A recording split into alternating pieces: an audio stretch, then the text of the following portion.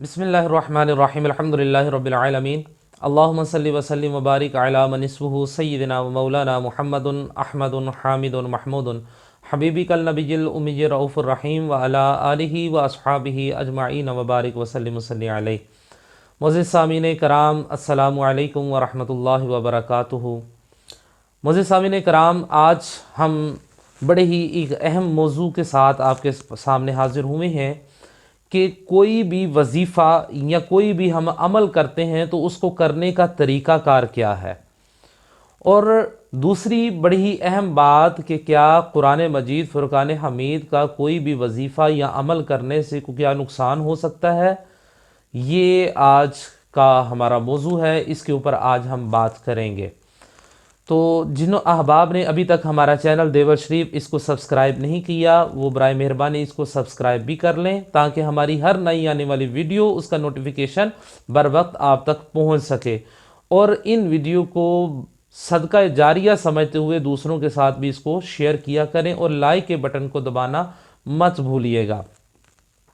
تو سب سے پہلے تو ہم بات یہ کرتے ہیں کہ کوئی بھی وظیفہ یا کوئی بھی عمل ہم نے کرنا ہے تو اس کو کرنے کا طریقہ کار کیا ہوتا ہے، اور اس کے ساتھ دوسری بات، کیا قرآن مجید فرقان حمید کا کوئی بھی وظیفہ یا عمل کرنے سے اس کا نقصانات بھی ہوتے ہیں یا صرف فائدے ہی ہوتے ہیں۔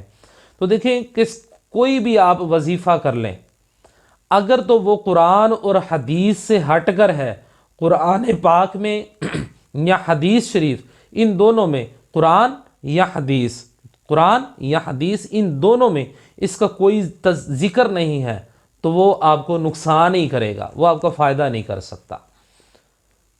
جس کا ذکر اللہ اور اس کے رسول صلی اللہ علیہ وسلم نے نہیں فرمایا، وہ آپ کو نقصان ہی کرے گا، وہ آپ کو فائدہ نہیں پہنچا سکتا، چاہے وہ ٹھیک ہے چاہے وہ غلط ہے، اس کا الٹا آپ کو نقصان ہی ہوگا۔ اور دوسرا، قرآنی عمل ہم کوئی بھی کرتے ہیں، اکثر احباب کی یہ شکایت ہوتی ہے، جی ہم نے وہ وظیفہ اتنی دیر ہم نے وہ وظیفہ کیا، ہمیں اس وظیفے کا کوئی فائدہ نہیں ہوا۔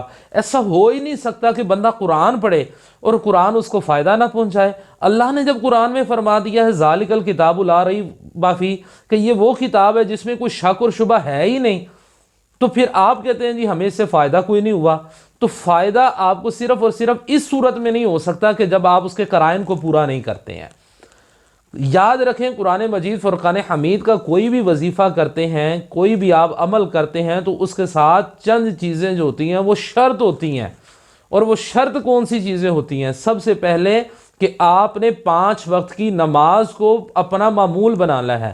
آپ کہتے ہیں جی آپ 4 نمازیں پڑھتے ہیں، فجر کے وقت اٹھا نہیں جاتا، پھر آپ کہتے ہیں کہ جناب ہمارا کام نہیں ہوا۔ کوئی بندہ کہتا ہے جناب وہ میں فلاں کام میں مصروف تھا اس لیے وہ میری فلاں نماز رہ گئی۔ کبھی کھانا تو آپ سے رہتا نہیں ہے، سانس لینا تو کبھی آپ بھولے نہیں ہیں، کبھی اپنے دوسرے معاملات کو، کاروبار پہ جانا، ادھر ادھر جانا تو آپ نہیں بھولتے ہیں۔ اگر آپ بھول جاتے ہیں یا وقت نہیں ملتا تو نماز کے لیے وقت نہیں ملتا۔ یاد رکھیں، اللہ رب العزت جب کسی سے ناراض ہوتا ہے تو اس سے روٹی نہیں چھینتا، اس سے غذا نہیں چھینتا، کاروبار نہیں چھینتا، بلکہ اللہ رب العزت اس سے سجدوں کی توفیق چھین لیتا ہے۔ تو جب سجدوں کی توفیق چھین جاتی ہے تو اس کا مطلب ہے کہ اللہ پاک آپ سے راضی نہیں ہے۔ تو جب اللہ پاک راضی نہیں ہے تو آپ جتنے مرضی آپ چلے وظیفے کر لیں، آپ کو اس کا کوئی فائدہ نہیں ہوگا۔ جب آپ نے کوئی بھی وظیفہ کرنا ہے تو پہلی شرط یہی ہے کہ آپ کی 5 نمازیں پوری ہونی چاہیے۔ دوسری بات یہ ہے کہ آپ نے جھوٹ نہیں بولنا۔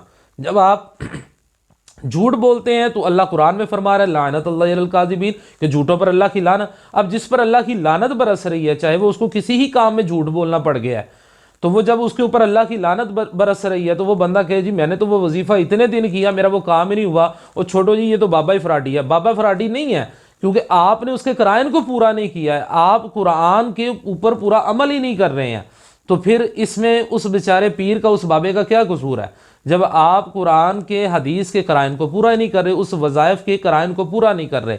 اس لیے کوئی بھی وظیفہ کریں اس کے لیے 5 نمازیں ضروری ہیں، جھوٹ آپ نے نہیں بولنا، اور حرام کے قریب نہیں جانا۔ یہ 3 چیزیں آپ کی پوری ہوں گی تو میں دعوے سے یہ بات کہتا ہوں، آپ کوئی بھی وظیفہ کر لیں، آپ 21 دن کا نہیں، ابھی اب وہ 21 دن کا وظیفہ ہو یا 40 دن کا ہو، آپ اس کو 3 دن ہی کریں گے تو 3 دن میں آپ کو اس کے حل نظر آنا شروع ہو جائے گا۔ اللہ رب العزت کی بارگاہ میں دعا ہے کہ اللہ رب العزت ہمیں قرآن و سنت پر عمل پیرا ہو کر دوسرے تک پہنچانے کی سعادت اور توفیق عطا فرمائے، آمین۔